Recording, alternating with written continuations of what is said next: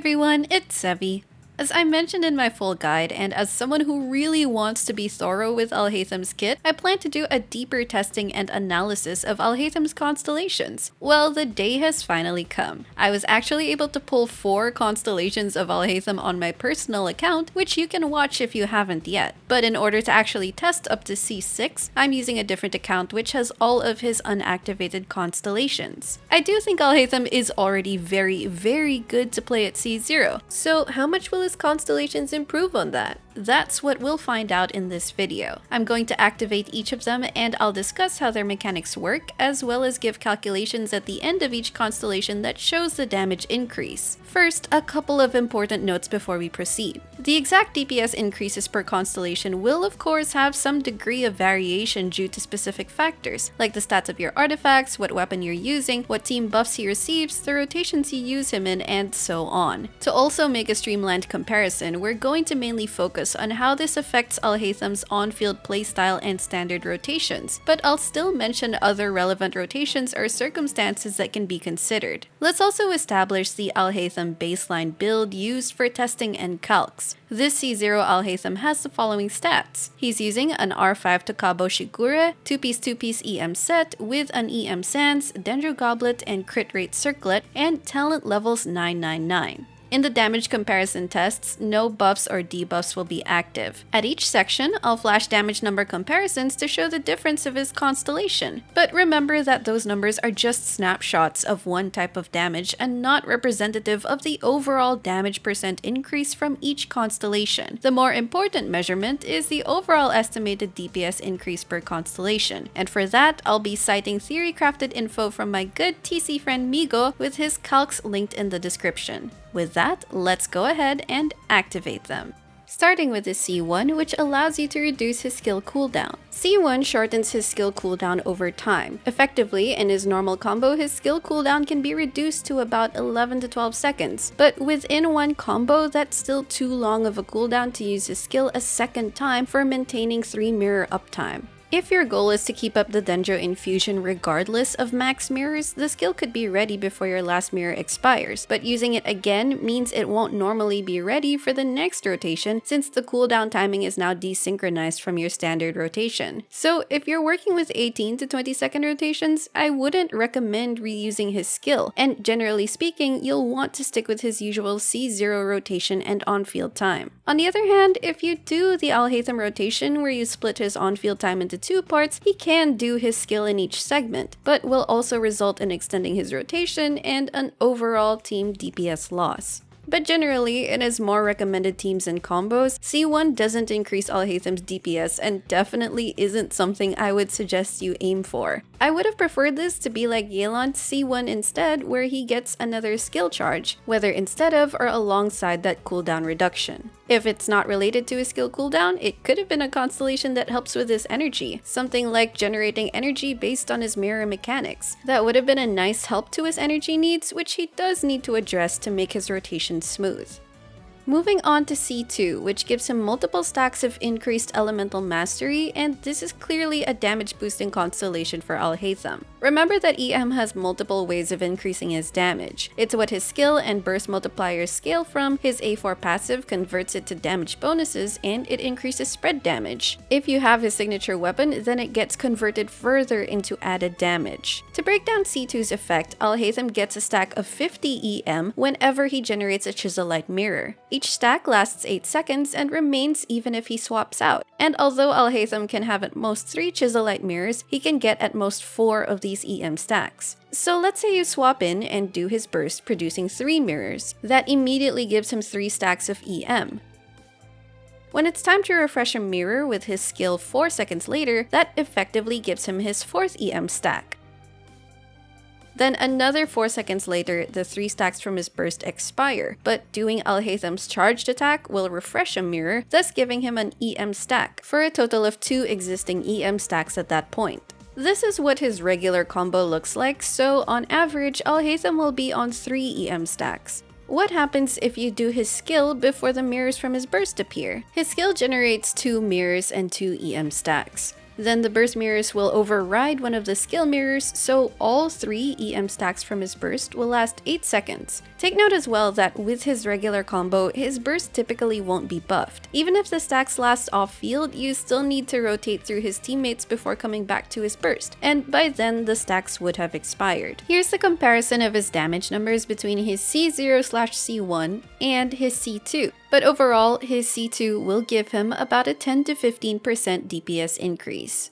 Next is C3, which increases his skill talent level, and that's where his projection attack multipliers are. However, much of his projection attack damage comes from what spread reactions add, which don't scale with talent level. Here are his resulting damage numbers, but the overall DPS increase is about 6% from his previous constellation, which is actually quite small for a C3. At this point, I feel like it's necessary to compare the value of Alhaitham's early constellations to his signature weapon. The DPS increase of going from his free-to-play EM weapons to his signature weapon is actually as high, and potentially better than going from C0 to C3. So if you're choosing between Alhaitham's weapon and his C2 or C3, I would recommend getting his weapon first. C4 is another damage-related constellation. First, it gives his teammates 30 EM per mirror consumed by his burst. Here's their starting EM stats.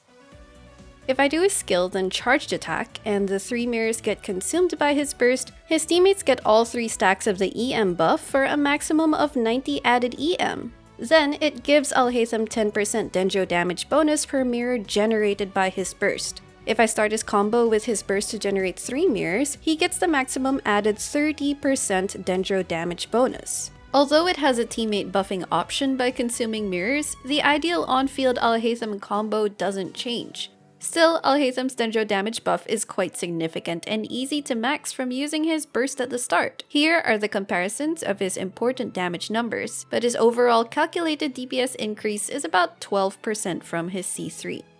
Then we have C5, which suffers from the same syndrome as C3 in that the talent level increase doesn't scale spread damage, plus the fact that Alhaitham's burst is usually at the start of his combo, making it only hit 4 times. Of course, you'll feel this constellation more if you play him in such a way that makes his burst have more hits. I'll only compare his burst here, since that's the only part of his damage that increased. Here's the comparison of his numbers, but his overall DPS increase is barely tangible at 1 to 2% when considering the rest of his damage sources.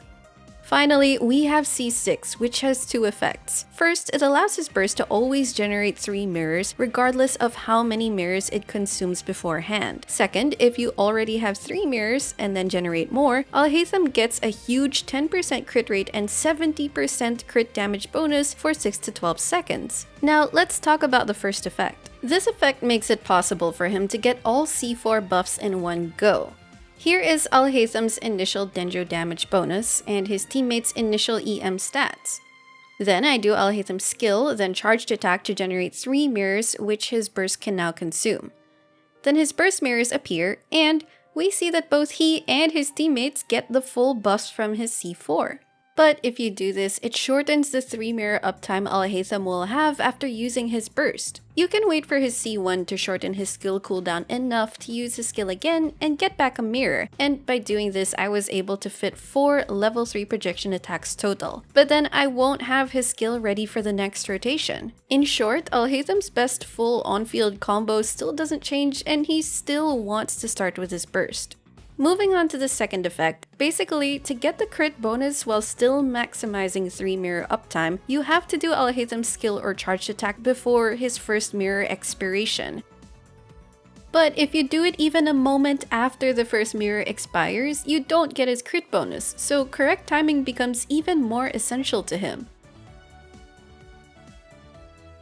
Then, if you manage to do this again in the same combo, it extends the crit bonus by another 6 seconds. There is a visual indicator to show that the crit bonus is active where the eye on his cape glows, however it can be hard to see in combat.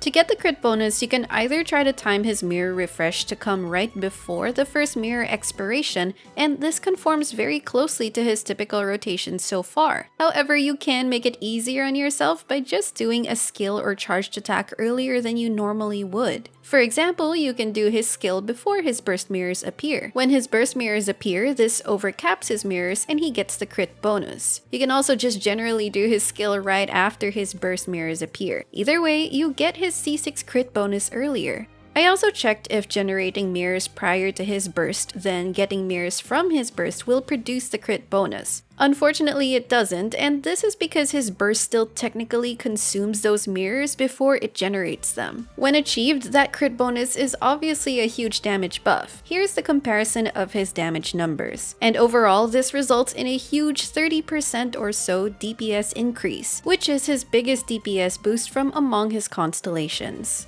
Okay, so now that we've gone through his constellations, what do I think of them overall? Well, these are mainly damage buffing constellations, and individually, they're not particularly big DPS increases until you get to his C6. Getting his signature weapon also grants a bigger damage increase compared to his early constellations. I personally wish the DPS increases per constellation were larger, or instead were quality of life improvements. Examples would be another charge in his skill, or granting him interruption to resistance, or especially addressing his energy needs. Basically, things that would make him easier or more forgiving to play. Alhaitham is already very playable at C0 without any glaring issues, so if his constellations were quality of life, I would see them as improvements rather than solutions. Either way, would I say these constellations are worth it for the damage increases and improvements they give? Unfortunately, in comparison to the constellation spreads of other 5 stars, especially DPSs, Alhaithams are less valuable and I wouldn't particularly recommend them.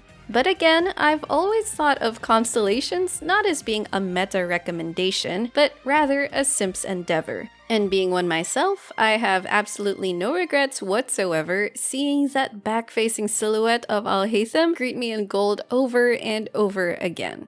Anyway, I'm curious to see what you think of his constellations, especially if you're already an Alhaitham main. Tell me in the comments below. But that's going to be it for this video, and if you enjoyed it, don't forget to leave a like, consider subscribing to my channel if you haven't already, and I will see you all soon. Take care!